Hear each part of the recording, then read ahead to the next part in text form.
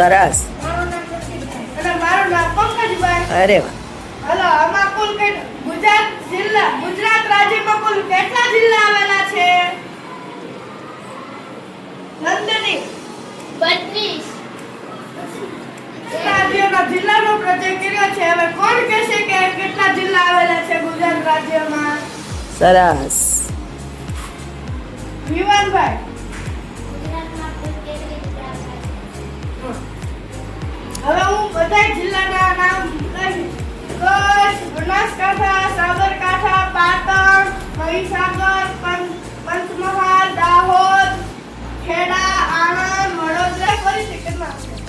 ખેડા, આણંદ, વડોદરા, ભરૂચ, નર્મદા, સુરત, તાપી. નવસારી, ડાંગ, વલસાડ, મોરબી, જામનગર, દેવભૂમિ, દ્વારકા, પોરબંદર. બોલ. રાજકોટ, અમરેલી, ગીર સોમનાથ, સુરેન્દ્રનગર, બોટાદ, ભુજ, અમદાવાદ, ગાંધીનગર, અને મહેસાણા. સરસ. પ્રશ્ન પૂછી દો. હાલો, દરિયાકાંઠાએ આવેલો જિલ્લો કયો છે? કોને ખબર છે? બનાસકાંઠા જિલ્લા જેમ કે તાપી, સુરત, દેવભૂમિ, દ્વારકા, પોરબંદર, જુનાગઢ, જામનગર.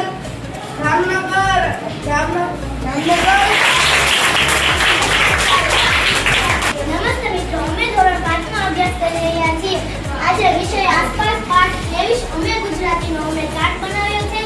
એમાં ગુજરાત રાજ્યની જિલ્લાઓ અને કયા જિલ્લામાં કઈ નદી આવેલી છે તેનો ચાર્ટ બનાવ્યો છે. અમે 5 બહેનો થઈને ચાર્ટ બનાવ્યો છે. અમે 5 બહેનો મારા નામ બોલી છું. પ્રિયાંશીબેન, તમારું નામ શરૂ કરો. મારું નામ બાંભણિયા પ્રિયાંશીબેન પીનુબેન પ્રવીણભાઈ છે. મારું નામ પરમાર નંદનબેન રમેશભાઈ છે. મારું નામ શિયાળ દત્તા ધરમશીભાઈ છે. મારું નામ પોપટાણી હીર દેવસીભાઈ છે. જિલ્લાના નામ તો તમે બધા જાણતા જ હશો, પણ અમે કયા જિલ્લામાં કઈ કઈ નદી આવેલી છે તે સમજાવીશું. કચ્છ જિલ્લામાં તો કે ધારી, પંપાવતી, રૂકમાવતી અને ભૂખી નદી આવેલી છે. બનાસ, સરસ્વતી અને રૂપેણ નદી આવેલી છે. મહેસાણામાં રૂપેણ નદી આવેલી છે. મોરબીમાં આજી અને મચ્છુ નદી આવેલી છે. સાબરકાંઠામાં મેશ્વો અને વાચક નદી આવેલી છે.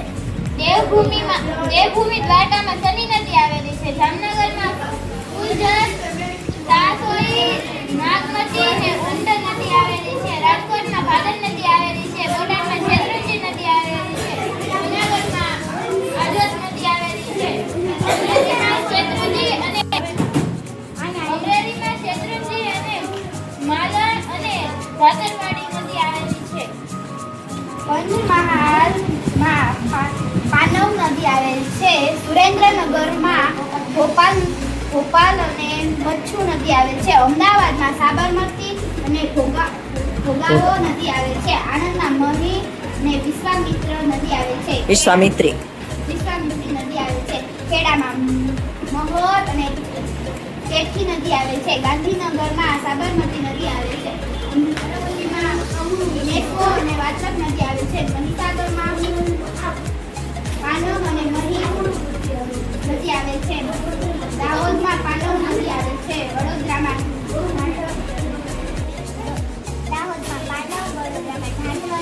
નર્મદામાં ઢાઢર, ભરૂચમાં ઢાઢર, તાપીમાં પૂર્ણા. બોલ. દાહોદમાં પાનમ, વડોદરામાં ઢાઢર અને વિશ્વામિત્રી. નર્મદામાં ઢાઢર, ભરૂચમાં ઢાઢર, તાપીમાં પૂર્ણા અને અંબિકા. સુરતમાં તાપી અને પૂર્ણા. નવસારીમાં પૂર્ણા. ડાંગમાં અંબિકા અને વલસાડમાં ઓરક નદી આવેલી છે. સરસ.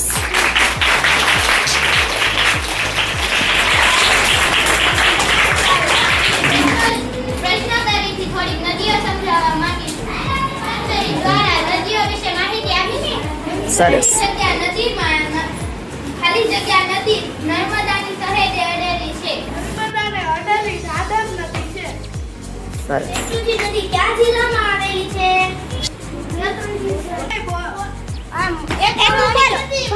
જિલ્લામાં આવેલી છે.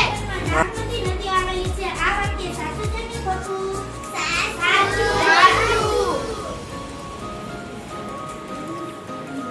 નદી કયા જિલ્લામાં આવેલી છે? બોલો. સરસ. દ્વારકામાં વિશ્વામિત્રી નદી આવેલી છે. સાચું કે ખોટું? સાચું કે ખોટું? કઈ નદી આવેલી છે? આણ વિશ્વામિત્ર નદી આવેલી છે. કઈ કઈ આવેલી છે? કોણ હજી બોલશે?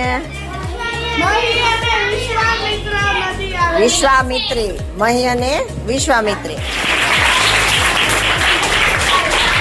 ધોરણ 5 માંથી એક પ્રયોગ લઈને આવી રહ્યા છે. ગુજરાત રાજ્યના જિલ્લાઓના ઉદ્યોગો વિશે આજે અમે થોડીક માહિતી આપીશું. સરસ. આ પ્રયોગમાં અમે 5 ભાઈ બહેનો છીએ. અમે નામ બોલીશું. મિલનભાઈ પહેલા તેમનું નામ બોલીશું. મારું નામ ગુજરિયા મિલિંદ હર્ષદભાઈ છે. મારું નામ ગુજરિયા મારું નામ પરમાર નંદનીબેન છે. મારું નામ શિયાળ શ્રદ્ધાબેન છે. મારું નામ ડેડીબાન પ્રભુભાઈ છે. સરસ. ઉદ્યોગો સમજાવીશું.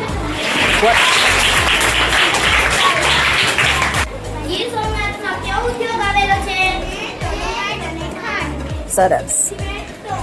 નર્મદામાં ફૂલો સરદાર આવેલો છે કે નહીં? આ વાક્ય સાચું છે કે ખોટું? ગીર સોમનાથમાં કયો ઉદ્યોગ આવેલા છે? અને મોનોટાઈપ. સરસ. બનાસકાંઠામાં કયા કયા ઉદ્યોગો આવેલા છે?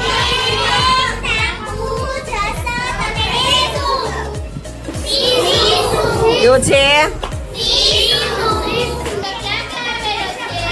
બનાસકાંઠા ગીર સોમનાથ પોરબંદર. ચાલો.